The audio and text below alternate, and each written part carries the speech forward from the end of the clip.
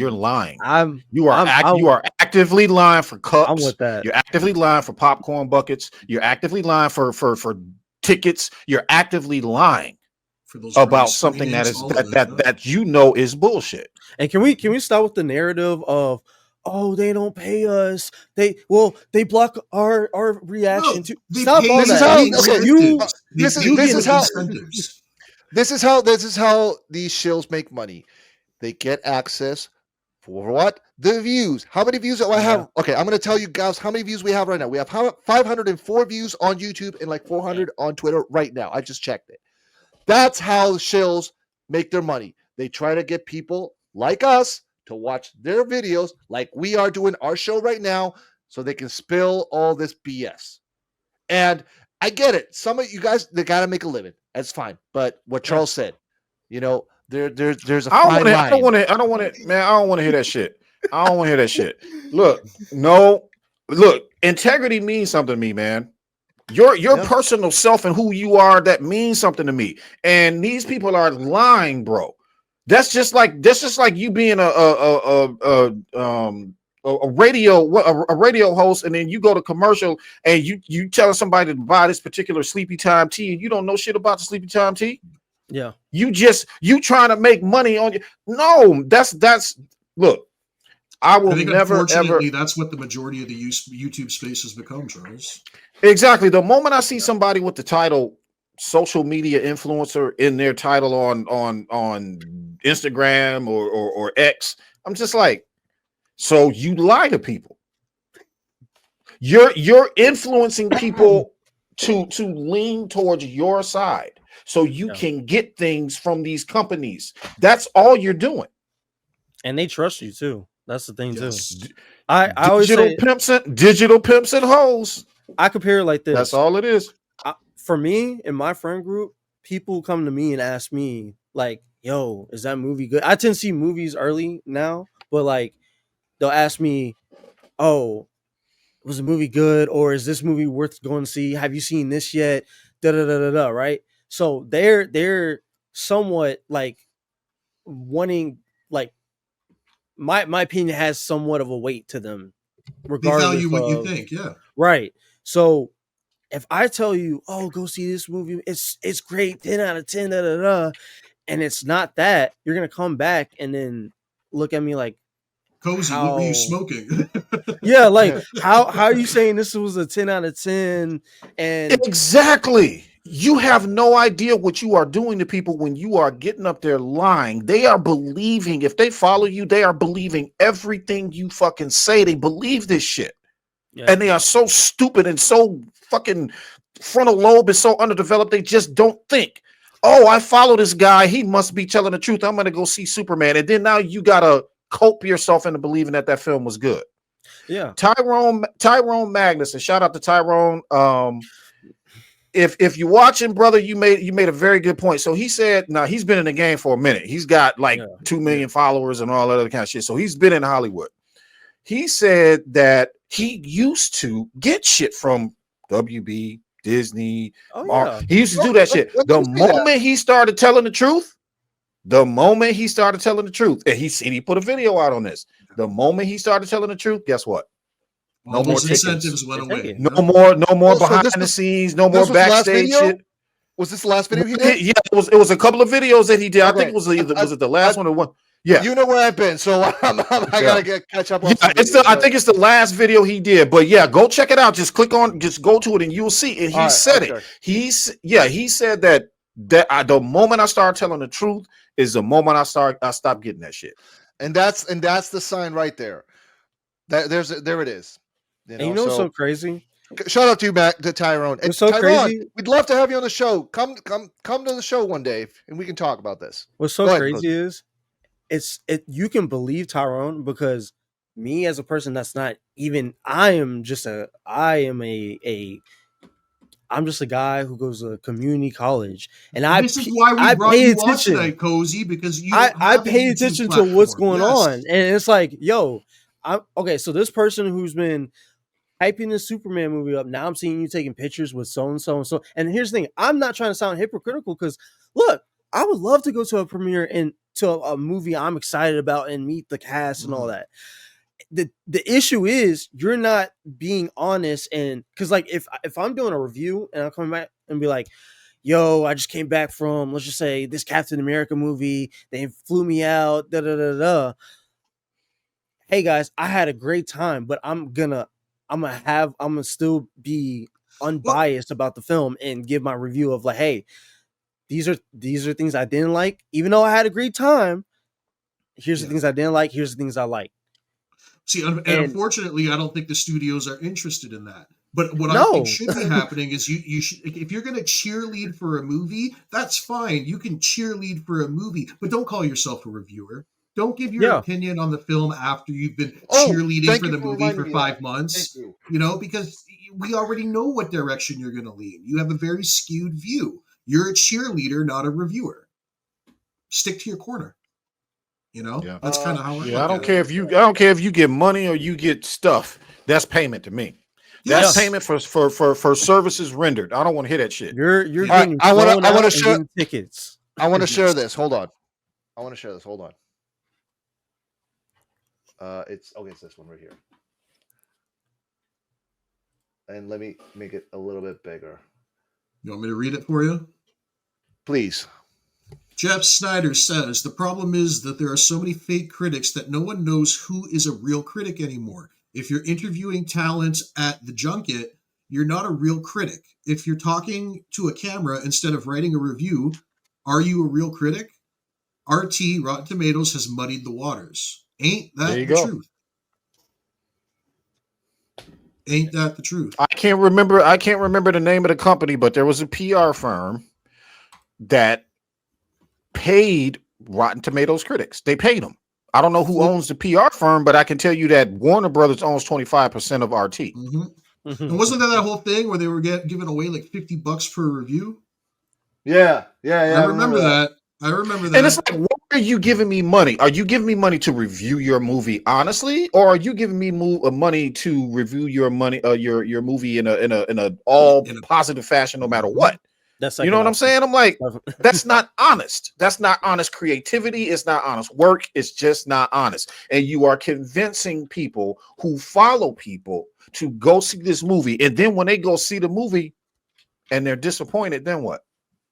Mind you, these are the same people who said the Snyder Cut didn't exist. It's a fake rumor and this, that, and the third. And then, the Snyder Cut's never coming out. And it's like, okay, now you got pie in your face because you said this, and either you got the wrong information or you actually aren't tapped in like that. So that's actually what I love about what The Flash did for a lot of these quote unquote critics. It exposed them. Because as we saw, when Superman was coming out and everybody was giving their opinion of it, all we had to do was go look up their review of The Flash, and it said everything we needed to know. They exposed themselves, bro. I want to share two things. First, I want to share this video because it's hilarious.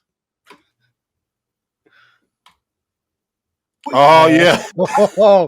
What the hell was this? I just got back from watching Superman, and wow, the new Superman movie. I feel like The Flash had a better story, and the CGI reminded me of The Flash, and we all know that's not a good thing.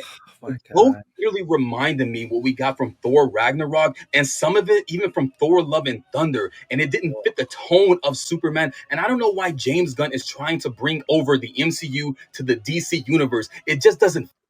We know, but anyway, let's continue. Fit. The action scenes literally felt like they were taken straight from Guardians of the Galaxy, especially the scene that we got in Guardians of the Galaxy Volume 3. I feel like James Gunn can't do anything else besides team up movies. And Superman is just a movie that he shouldn't have done, a character he shouldn't have messed with, because I just felt like he destroyed the DC universe with this movie.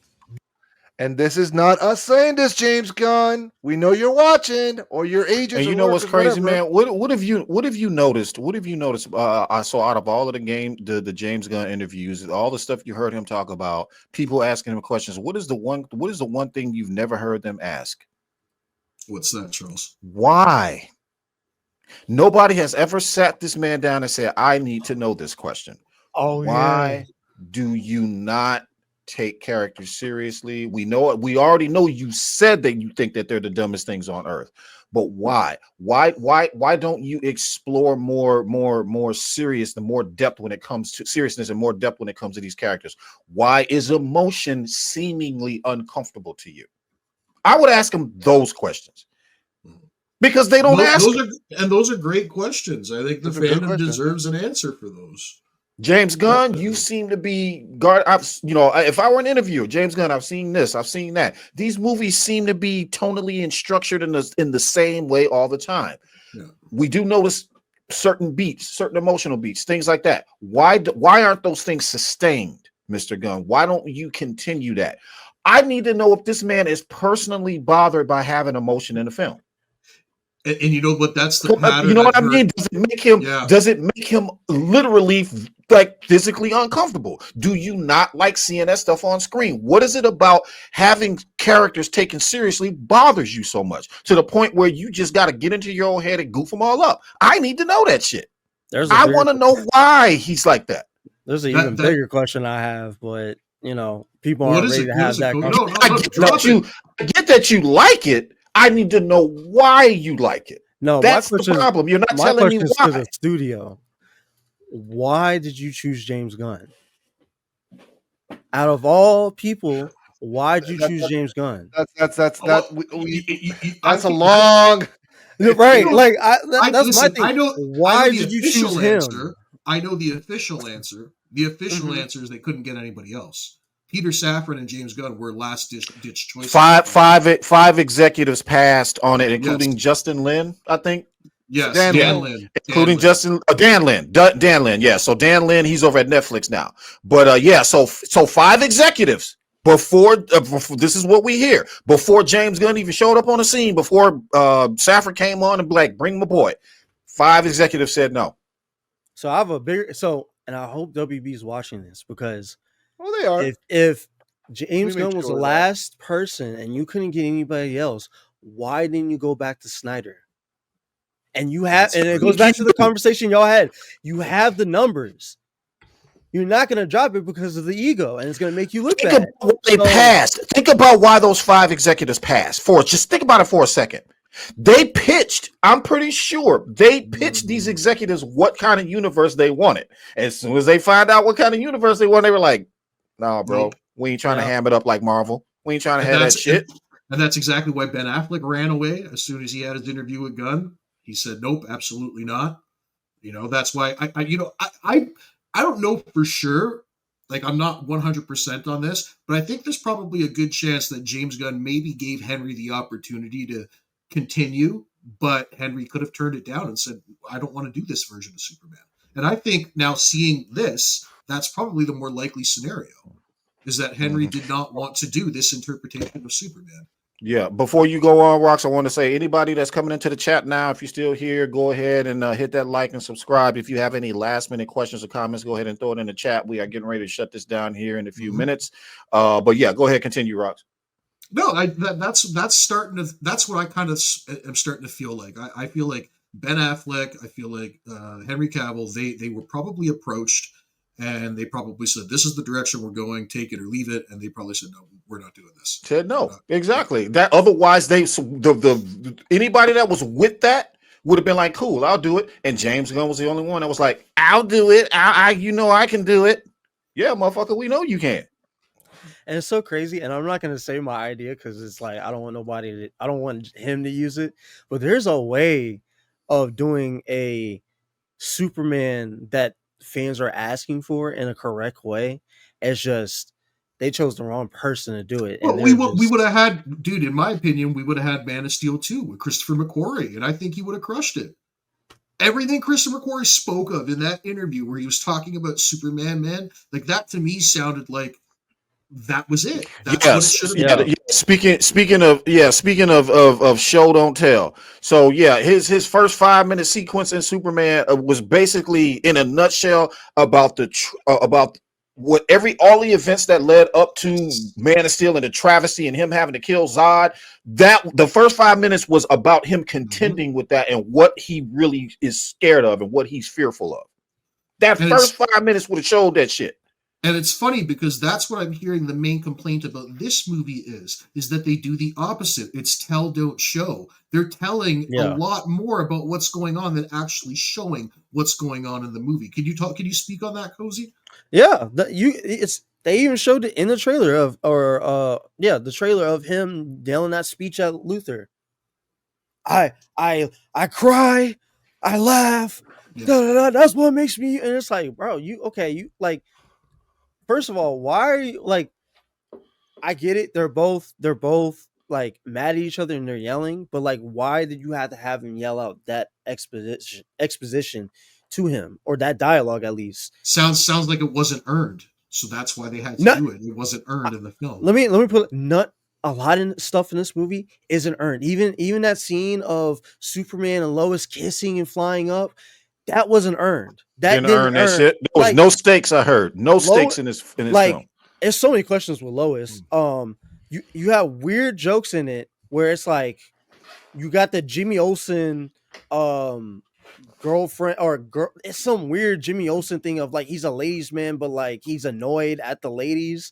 So it's like so basically a lot of the plot leaks that leaked were true. It's in the film. It's true. It's like even the mutant monkey thing. Which, by the way, I'm not telling nobody to go watch this because I really don't waste your time. Don't do it. But if you as a Snyder fan want to get heated at something, just watch that clip. The mutant monkeys. That clip is basically there is different things that joke is towards, but that for sure is two Snyder fans that is talking bad just talking bad about it. So so that the monkeys that's a hit on us. Yeah, like the mutant, the super shit. By the way, that whole I don't know why people are saying that whole interview scene was really good when it was really bad. It was like Superman. Like at first it starts good, and then like James Gunn's like immaturity starts to come in because she brings up the super shit, and then he whines, flies off the handle at that. Yeah, he's like, "Why would you say that?" Like. You know how that makes me feel. I'm like, why would you? Oh no, sir. Apparently, this is a Superman who's very unemotionally checked. You know and what like, I mean? Why are you? Why is you're using a hashtag to bother Superman? Hashtag super shit. Oh man, this is Saved by the Bell, man, and Zach is playing Superman. This is Saved by the Bell, dude. This is some no. And that tells me so much of how like. You can just look at the Vulture quote of James Gunn and how he feels about superheroes. But that right there told me, oh, you really think they're silly because in BVS, when there's criticism in the news and all that to Superman is not whining and crying. He's just looking at it and observing. He's just digesting it. Yeah, right. Yeah. And then you decide. Oh man. Like, and so I need a grown ass man with hair on his face to tell me what he saw in this film. And what's so sad I need a grown man who stands up and takes a piss, like stands up in front of the toilet and take a pee, and you know what I mean, and burp and fart and work on cars and shit. I need that dude to tell me what he saw in this film that made him like it. Real shit. All right, so I gotta Cozy. One last thing, and then we gotta let you go because we gotta wrap up. We did this poll. Okay. Your take on it. What do you think about this poll? Check out those 66.2. I would say the 33.8% people. I feel like you're wasting your time and your money. And I'd rather you go see F1 and Jurassic World and even I would say go watch the Elio movie instead than this. That's what I'm doing tomorrow. I'm going to watch Jurassic World with my kids. I actually want to. Is F1 still in theaters? Because I haven't had a chance yet to go. At least for me, where I am, it's still in theaters, but it's like they're not doing the IMAX showing unless they're bringing that back. Yeah, I'm gonna have to because I know that movie. I've been wanting to see. I just been. Yeah, but that was really good. Wrap up real quick. I want to ask Cozy one more question because I heard one more rumor about this movie, and I have to know if it's true. I heard every single male character in the movie cries at one point or another. Oh my god! Please tell me that's not true. Please tell me that's not true. No, because I don't remember Mr. Terrific crying. So like, but it but is Superman Lex. Does cry. So Lex. trying to remember. Did he? I heard Superman Lex cries. I heard Lex cries. I heard Metamorpho Lex cries. Lex cries because of like, oh, Superman foiled my plan. So he's like that angry cry. Metamorpho, he cried because he got his kid back, which Well, that's that whatever. was like that whole Minecraft area scene was just. I was like, what is this, man? Like, Oh my goodness. I don't from what I know, I don't think that's true, but like there is crying mostly on We'll find out eventually. So Yeah, we're gonna find out. We're gonna find out eventually because again, like as of next week, there's gonna be more leaks, and then the gloves are off. You know, right now I'm on Fantastic Four. I just want to wash my palette with Fantastic Four, and yeah. That's next week. So yeah. All right, Cozy. Thank you very much. Thank you for coming on. We appreciate you for having me, man. Yeah, we'll have you back soon, man. For sure. Take care, brother. Yeah, man. Thank you.